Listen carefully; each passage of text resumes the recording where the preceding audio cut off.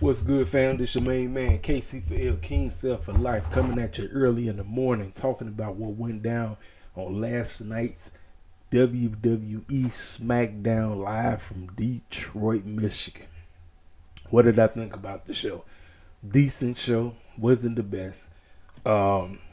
Obviously, Triple H doing the tournament thing, got cats getting ready to go against one another. No real storylines going on outside of the Bloodline. And if you want to say somewhat with the women, but overall, typical SmackDown. We open the show, Cody Rhodes come out, and what does he do? So Detroit, what you want to talk about? It's the same old, nothing new.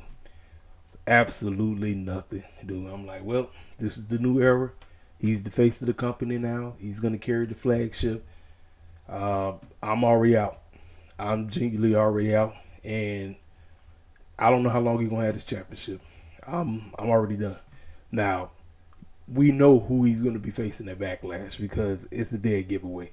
With the two tournament triple threat matches with cats who lost in WrestleMania.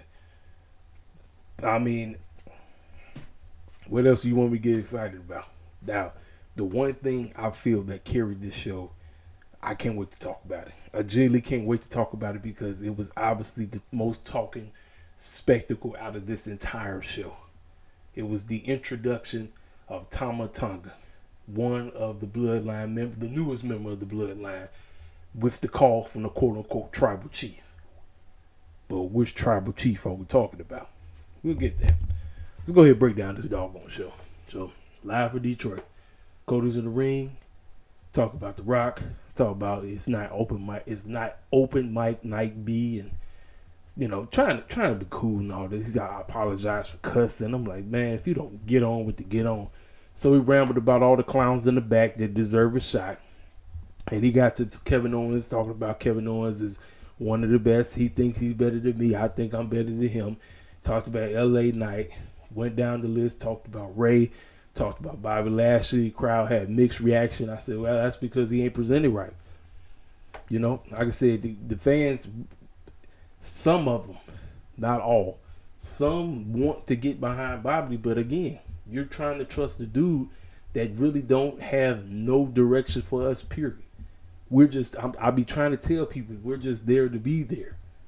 Don't know why it's so hard for some of y'all to get that through y'all thick skulls. They don't care nothing about us over there. If before any fool come and tell me about what's going on in AEW, Tony Khan and them got all kind of dumb issues going on right now. Matter of fact, the foolish crap that he decided to do is unfortunately overshadowing what could be a history-making moment in a week or so. So I don't want to hear one clown tell me it because this ain't got nothing to do with AEW. I don't want to hear it because I know how y'all fools do. Whatableisms. We really about no. This is about freaking WWE. And I tell you all the time, yes, we own the show. Yes, we're there, but what are we there for? Genuinely, what are we there for? We're not there for nothing. We just in this company to be in this company.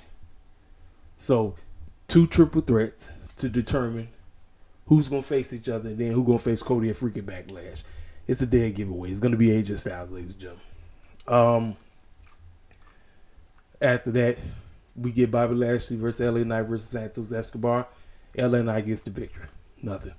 Then we get later on Ray with the LWO. Ray talks about he wants one more shot at the WWE Championship. Listen, as long as Cody is their champion, they ain't happening. Now, Cody might give that man, he might give him a shot somewhere down the line. He might, but that man ain't winning the championship no time soon. Cody just got that thing. You know what I'm saying? So we get Logan Paul talking crap, talking about how he beat 2 legends in the ring. I told y'all what the whole point of him going over WrestleMania was about. He said, everybody mad, I'll be mad too, and all this stuff. And I'm like, it is what it is. He talked about signing that Buck Dancer fool, Ice Speed. I'm like, matter of fact, that fool, he went on stream and got revenge on Randy Orton playing WWE 2K. I'm like, it is what it is on that. So now we get to the segment of the whole show. Paul Heyman is in the ring. Solo's in the ring. Jimmy's in the ring. Paul Heyman is basically spitting game. The Bloodline came up short. We came up short, and Cody's the champion right now. So until the title comes back to the Bloodline, we just got to start back from the bottom of the barrel. Solo stopped Paul Heyman, and he said, because of all the mess that we've done, somebody has to pay the repercussions. There are consequences for falling short. And he looked at Jimmy, and he did the same exact thing Jimmy did that Roman did to Jay. And that Roman did to Jay. The same exact thing. The same thing. And then who comes out of nowhere, introduced to the WWE audience? He's from the independent scene. He's one of their other cousins, Tama Tonga. I've seen clips of his. I've never really seen the full match of him. The homeboy just came out of nowhere, and he beat the snot out of Jimmy. He beat him up, and then Solo did the thumb, put his doggone head to a doggone chair. I said, this is basically to write him off TV. Oh yeah, and I forgot to talk about this. The Bloodline lost their locker room. The locker room used to be to the champion. Roman does not have the title anymore. So the Bloodline has to go find a completely different locker room now. This was the segment of the night. This obviously had Solo look the best he's ever looked in a very long time. I loved everything that happened about this. I say the Bloodline Civil War is about to carry the company to the next level. You would think it would be Cody Rhodes. I told you, Cody won the championship. I don't care nothing about the championship no more. You see, I'm more focused on what's going to happen with the cats that's not even with the championship. I can't wait to see Rocket Roman at 41. Dave Meltzer running his mouth talk about Rocket Roman is going to happen at 42. This idiot done lost his mind. Who is feeding him this false information? Who is feeding this clown false information? Ain't nobody. He talk about we getting Rock and Cody at WrestleMania. No, we not. Stop it. Stop the bull jive. You bull jiving your behind. Listen, we getting Cody and Rock at SummerSlam. But I'm more focused on what's going to happen with the Bloodline storyline. So, backstage, you see Paul Heyman standing at the door. Kayla walks up. Can we get a word about what's happened to Jimmy? He said, you don't want to know. And then Tama Tonga comes out of nowhere and he looks at him. Orders from the tribal chief. And Paul Heyman is shaking. Listen, I've seen Paul Heyman look scared. I've never seen him look this shook. He was scared. He's playing his role perfectly. Solo comes out of nowhere. We had the orders from the tribal chief. Now, you think he's talking about Roman. He ain't talking about Roman, ladies and gentlemen. Babyface Roman is among us, ladies and gentlemen. What Vince forced and tried to force, and he tried to force, them days are done. Genuinely, what the Rock and Triple H has decided to do, this genuinely from top heel to top babyface is getting ready to take place, all because of what the Rock is doing. And you think I'm supposed to get excited about Cody Rhodes' title run? Y'all fools done lost y'all mind. I told you, I would prefer that man as a doggone heel, not a babyface. Roman going back to being a babyface the genuine way, not like the bull jive that Vince McMahon tried to push. Man, this get ready to be legendary. And somebody put a picture up. What if we get at War Games the Rock's bloodline versus Roman's babyface bloodline? The Rock's bloodline will consist of Solo, Tama Tonga, and Jacob Fatu and himself. Roman, the Usos reunited, Jimmy and Jay, and Sammy. I said, man, sign me the heck up. You know that's saying something when you would care more about that than whatever Cody Rhodes is doing. I know people going to say, oh, you just said, no, I told you. I'm Babyface Cody. Listen, he got the job done at WrestleMania. Fantastic. Now, I'm more focused on what the heck the Bloodline doing outside of that, because that's the most important thing if you ask me. That is the most important thing, and I can't wait till we get there. So, we get Bayley coming out. Bayley talks about how, I was once a messed up girl. I was in a terrible group. I started a terrible faction. I caused mess, but while through the thick and thin, the fans stuck, like you guys stood with me. Like, I know this is gonna sound cheesy and Michael Cody's gonna make fun of me, but it's all of you guys that basically got me to where I am right now. So I'm here and I want to give an open challenge, and I think the first person I should give an open challenge to, and as soon as she was going to say a name, Tiffany comes walking out and she starts going off about why she should have been at WrestleMania. And I say, yeah, you could have did her and Bianca. This could have saved Oscar and them, but Triple H didn't go that route. She said I could have been on the biggest stage of them all and showcasing why she's the one. So therefore, since you giving her open challenges, I feel I should be the number one girl to come in here. And then she said, slow your roll, young lady. I was going to come out here and give a title shot to my road girl, Miss Trinity, aka Naomi. And sure enough, that's exactly what happened. So Naomi came out. Naomi got on the mic. She said, you know what? I had to bust my tail and earn everything I deserve to be back in this position. And she ain't lying. She literally had to leave the company because the clowns who used to call the shots disrespected her and Mercedes. On some straight up white supremacy bull jive. Straight up. So now I'm here and I'm going to have to whip your tail. And then Tiffany was like, slow your roll. I beat you and you can't beat me. But if you want to face me again, so be it. That's how the matchup happened. Decent matchup. Naomi actually got the victory. So next week, we're getting Naomi versus Bayley.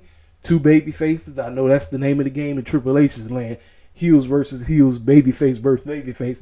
Makes no sense, but that's Triple H. That's how he books. That's what he does. Don't ask me why.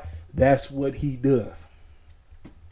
So after that, we get the triple threat to determine who's going to face AJ Styles. And so we got, let's see. This matchup happened. Braun Breaker versus Cameron Grimes. Let me tell y'all something. I feel so bad for Cameron Grimes. This man has so much potential. The beef between him and LA Knight did wonders while the both of them was in NXT. Now this man is just enhancement talent. I was like, I see this man. I just like, man, what could have been with Cameron Grimes? Like, he was so over in NXT. Now this dude is just a joke. He is a flat out joke. Match was over. Braun Breaker gets the victory. Great. So then we get, let's see. We had got a tag team matchup. We got Chelsea Green and Piper Niven basically losing to Jade Cargill again, but with the assistance of Bianca. And this matchup was like 2 seconds, ladies and gentlemen. I told y'all, didn't I tell y'all what the game was? I told you what the game was. I told y'all, but y'all didn't listen to me. Y'all told me that this is a fantastic way to present it. No, it ain't. This ain't no fantastic way. 2 second match. I could see if it was, 5-10 minutes. No, this match was over in 2 seconds. It wasn't even a match. I'm like, what are we watching? Chelsea Green and Piper Niven are two of the biggest jokes in the company. Triple H, what the clown is you doing, man? Like, what are you doing? I told you, this fool don't give a dang. Y'all don't want to listen to nobody. Y'all just think I'm hating. Y'all just think I'm an AEW shield. No. Triple H don't know what the clown is doing. This was that. Jade looks exactly like how she looked when she was in the AEW. She just got Bianca hanging with her now. H don't give a dang, man. And I wish some of y'all would wake the heck up and realize that it's just how it is. It's the name of the game. They win. Great. So now we get this matchup. AJ, Kevin Owens, Ray. Kevin Owens was on mic. He pushed over CM Punk's shirt. He got the Detroit. So now they got the WWE has the baseball WWE championships now. So he got the Detroit Detroit Tiger championship belt, put it on. He walked and he was talking about all this and what he gonna do to Ray, what he gonna do to AJ Styles. I'm sitting up saying, Kevin, didn't you lose at WrestleMania? So how that clown did you deserve to be in this predicament? How did that work? See, a lot of people be talking about AEW and that doggone ranking system. Triple H is basically doing the same thing without actually having a freaking ranking system. It's like he don't know what he doing no more. He don't. But to each his own. I know some of y'all gonna say I'm hating. Nope, I just said it both. It's true. Was the matchup good? Yeah, it was a decent matchup. AJ Styles is going. And then LA Knight came out. The two of them getting into each other's face. Rematch City. You know that's exactly what WWE's all about. Rematch is always weekly. That's the name of the game. They got into each other's faces, said, yeah, I'm going to get you, I'm going to beat you up, yeah, I'm going to do the same thing like I did to your WrestleMania. And ladies and gentlemen, that's how SmackDown go off the air. Ladies and gentlemen, I got the show is mixed up. What I would have done, the segment that basically was the best segment of the whole show would have been the close. And we're going off with a freaking cliffhanger. This is how you get people to come back next week. Instead, you go off with a matchup and you hear what's calling them say, good night, ladies and gentlemen, from SmackDown. We'll see you next week. Nothing. Absolutely nothing. I say Triple H got his priorities backwards. You have that segment that you do. That's how you go off the air. With Jimmy looking like a complete joke, getting murdered by Tama, Tonga, and Solo. That's how you go off the air. That's how you supposed. That segment was perfectly booked. The problem is it was in the wrong time slot. That's what I would have done. Open the show with Cody talking bull jive. Close the show with the bull jive crap that happened to my man Jimmy Uso. That's what I would have done. But some people gonna say, "Oh man, SmackDown." Nope, no sir. It was decent. Had some decent wrestling on the show. Like I said, best part of the show was what happened in the middle of the show. I would have saved that and put that at the end, and then you go off with that cliffhanger. This is what pro wrestling is supposed to be about, ladies and gentlemen. We get on Tony Khan's case for not giving us enough cliffhangers. Triple H and them do give it to us, but they do it in the wrong parts. You should have saved that for the end, and that's what we're thinking about when the show goes off the air. We're thinking about, oh snap, you're feeling some kind of way for Jimmy. Now you know Jay is feeling some kind of way. And Roman at home watched that. You know he feeling some kind of way because he didn't make the call. This is what you should have ended the show with. Nope. Triple H said, let's have the tournaments. Let's have the losers versus loser match. And, let's do all that. And everybody's going to love it. Detroit crowd, going crowd. Decent crowd. They made enough noise. I mean, you had people with CM Punk was right signs and all this crap. But like I said, if it's me, I'm having that segment close the show. That's how you do. Cliffhanger, cliffhanger, cliffhanger. Ladies and gentlemen, I ain't got nothing else to say. No, I didn't watch Rampage. I heard Moxley and I heard Jack Perry got the crowd of Chicago to go crazy, singing Cry Me a River and all this crazy stuff. It is what it is on that crap. Hit the comment section up. If you're new to the channel, feel free to subscribe. And we will talk more. Make sure you hit that like button. This your main man, Caseville, King Self for Life, rest of the takes. I'm gone. I'll let you boy.